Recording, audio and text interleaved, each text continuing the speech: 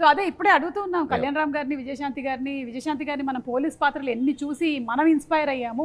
అలాంటిది ఆవిడ మళ్ళీ ఇందులో కనిపించబోతుందంటే అది ఒక కనువింది. ఏప్రిల్ 18న మనం చూడబోతున్నాము.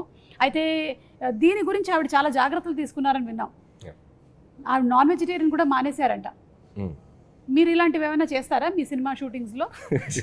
అంటే ఆయన కెమెరా ముందు కనిపించరు కదండి, లేదు. కెమెరా వెనక కదా. అది మాకు టార్చరు కాదు, అది మాకు మమ్మల్ని తగ్గమంటారు. సార్ మీరు కొంచెం అది అక్కడ చిన్న చిన్న మీరు టచ్ చేసుకోవడం పొట్ట కనిపించింది కొంచెం, మాకు టార్చర్ అవి.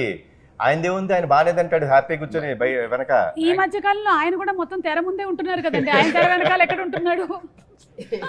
అంటే మేడం చాలా భక్తి ఎక్కువ విజయశాంతి గారికి. సో ఆవిడ కొన్ని ప్రిన్సిపల్స్ ఫాలో అవుతారు.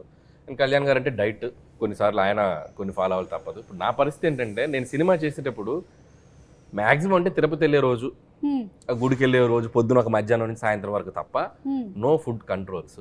కాకపోతే నా సినిమా హిట్ అవ్వాలని చెప్పి మన తమిరాజు గారు, ఈ కెమెరామెన్స్ వీళ్ళు వ్రతం పాటిస్తూ ఉంటారు. అంటే మీరు చేయకుండా వేరే వాళ్ళతో చేయిస్తూ ఎవరు చేసిన వ్రతం ఫుడ్ బాగా ప్రేమతో తింటాడు ఈయన. అవునా? నేను సర్లే నీకు ఎవరు చూసాను, అసలు ముందు మన ఇంటి నుంచి క్యారేజ్ వస్తుందంటే హ్యాపీ కూర్చుని తింటాడు. ఓకే. మీరు ఈ సినిమా విషయంలోనైనా ఇలాంటి నిర్ణయం తీసుకున్నారు, లేకపోతే ప్రతి సినిమా విషయంలోనూ ఇలా ఏదైనా ఒకటి మానేయడం? ప్రతి సినిమా విషయం అంటే సర్లే నీకు ఎవరికి జాగ్రత్త తీసుకోవాల్సింది తీసుకున్నాను. ఈ సినిమా కొంచెం ఎక్కువ తీసుకున్నాను, పోలీస్ కాబట్టి క్యారెక్టర్ కాబట్టి కొంచెం ఎక్కువ తీసుకున్నాను.